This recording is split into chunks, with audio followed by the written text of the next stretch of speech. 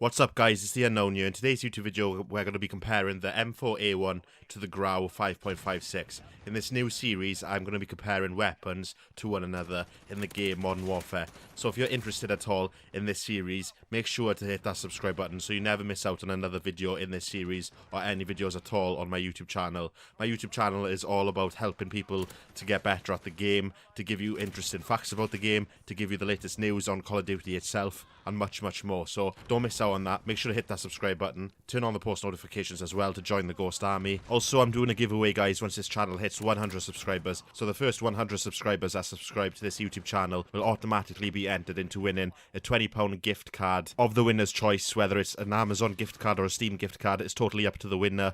And the way you can actually increase your chances of winning this giveaway is staying active on my YouTube channel, sharing my videos, liking them, commenting, doing all those things to help me grow my YouTube channel. And whoever the most active is on my YouTube channel will have the best chance of winning the £20 gift card. Once my YouTube channel hits 100 subscribers, I will announce the winner. With all that out of the way, guys, this is how I'm going to work this series on my YouTube channel, the weapon versus series. So I'm going to go in this order. I'm going to go in weapon stats, comparing the both weapons together, but I'm going to list the weapon stats of one gun first, and then after I've done that weapon, I'm going to move on to the other one, and then I'm going to give my final verdict on both of the weapons, and then I'm going to pick which one I find the best one to be. So the first weapon I'm going to cover is the M4A1. So I'm going to be talking about the weapon stats, and then I'll be moving on to the long range damage, the medium range damage, and the short range damage that the weapon provides. And then the last thing that we're going to look at over the weapon is the overall mobility on that weapon. And bear in mind, guys, that I'm comparing these weapons with no attachments at all. So these weapons are absolutely naked. They have no attachments, no reflex or anything. They're absolutely default weapons. So let's dive into the M4A1 weapon stats. So first things first, guys, I'm going to look at the damage profile, and I'm also going to look at the shots to kill. And what this means is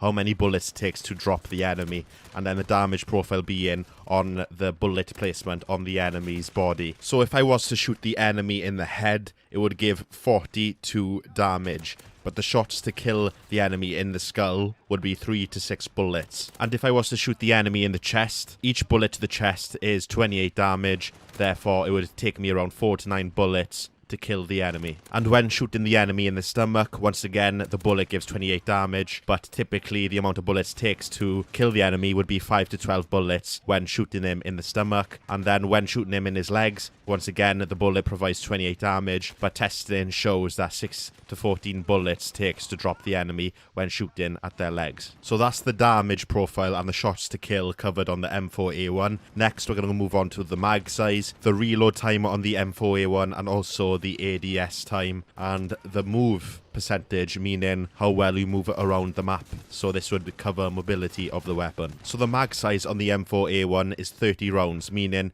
30 bullets it takes to shoot, and then your gun will have to reload. And the reload time on the M4A1 is also 1.39 seconds, and the ADS, the aim down sight speed on the M4A1 is 250 milliseconds. And then also the mobility of the weapon out of 100% is 95%, meaning that you don't lose much mobility while running around the map with the M4A1, because after all, it is an assault rifle. It doesn't slow you down that much, so that is a good percentage for an assault rifle in Modern Warfare. So with the weapon stats covered for the M4A1, I'm going to move on to the range testing on this assault rifle. So I'm going to give you my personal experience and personal opinion on using the M4A1 in public matches and in Warzone on Modern Warfare, and I'll be covering whether the gun can handle short range gunfights, medium range gunfights, and how well it handles long range gunfights. Seeing as it is an assault rifle, it should handle long range gunfights fairly easy. So first of all, I want to talk about the long range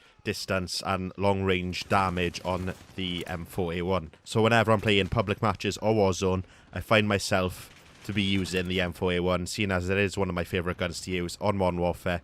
And I like to play on small maps on this game, seeing as I'm always playing Shipment as well, or whatever small maps that Modern Warfare have an offer in one of those playlists that they do. But this gives me then the opportunity to actually be in so many different ranges of gunfights using the M4A1, because when I'm on Shipment, I'm forced to do short range gunfights, medium range gunfights, and also long range gunfights across the map. And to be honest with you guys, I think M4A1 is one of the strongest, if not the strongest, assault rifle in Modern Warfare, because I always find that this weapon can actually melt people when at long range distance or even at medium range distance, but it does struggle when it comes to short range gunfights, as an assault rifle would do anyway. But seeing as it is an assault rifle, I still win a fair good amount of short range gunfights in the game while using the M4A1. So overall, this gun is a very good gun when it comes to all these different gunfight scenarios. I find the M4A1 to be the strongest at the medium range gunfight point, because even though it does melt at long range and it does fairly decent at short range, I find when the enemy is in somewhat the medium distance from you, then I find the M4A1 to be the most versatile when shooting at medium range, because if you're too far away, even though it still may pull off the shots very well, like it does in Warzone, because the M4A1 does well in Warzone, but I find it to be the best in multiplayer, and I think it does the best at medium range, even though it still melts at long range, and it does really well at short range as well, but medium range being the best, being what the M4A1 excels in. Overall, the M4A1 is the staple weapon and the go-to weapon that every player uses in Modern Warfare. Now, before I give my final verdict on the M4A1 weapon, let's talk about the Grau 5.56, and let's have a look at that weapon's stats. And then, after I've done that, I will give my final verdict on the both weapons, and then give in my overall decision on which gun beats the other and which one performs better over the other. So let's move on to the Grau 5.56 shots to kill and damage profile. Now, when using the Grau 5.56, and when you shoot, then the 42 damage is to the head. So if you fire one single bullet and land it on the enemy's head, it will take 42 damage away from the enemy. Therefore, it will take around 3 to 6 bullets to kill off that enemy when shooting them in the head. Moving on to the chest area, this will provide 28 damage when a single shot has landed on the chest area. Therefore, it'll take around 4 to 9 bullets to kill off the enemy. And when shooting at the enemy's stomach, once again, it's 28 damage, and this will take around 5 to 12 bullets as you're slowly moving down the enemy's body, because it's less effective.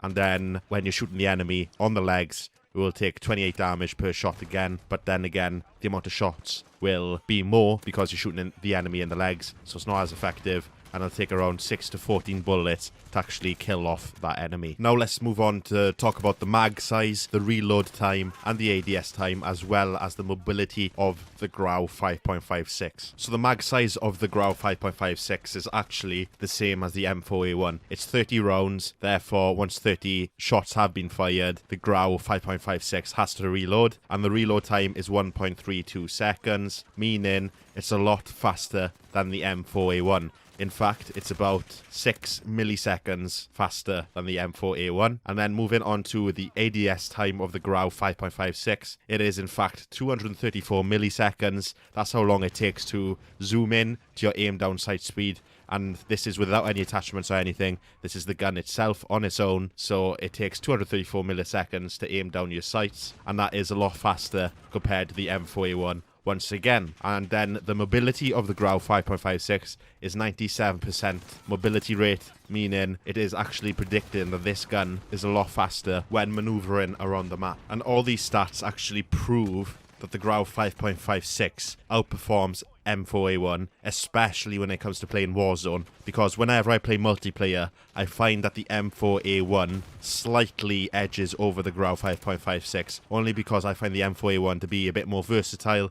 Therefore, it actually performs better in short gun fight situations and in just awkward situations that you may find yourself in when playing multiplayer public match lobbies. But the Grau 5.56 is unstoppable in Warzone, and it just goes to show, with the mobility rate on it and showing how fast you are capable to maneuver around the map while using the Grau 5.56, and this is why, in fact, a lot of people use it in Warzone, is because of these huge advantages this gun has over the M4A1. With the ADS aim down sight speed, with the reload quickness, and with the range of the Grau 5.56, it's like it was made to be the best gun in Warzone. But when it comes to multiplayer, I'm giving the edge to the M4A1, only because I mainly find it more reliable as an assault rifle over the 5.56 Grau, where that weapon just excels at its best when at long range, obviously, but the M4A1 can handle mostly any situation at a decent rate. So that's my final thoughts and verdict for this video, guys, is that the Grau 5.56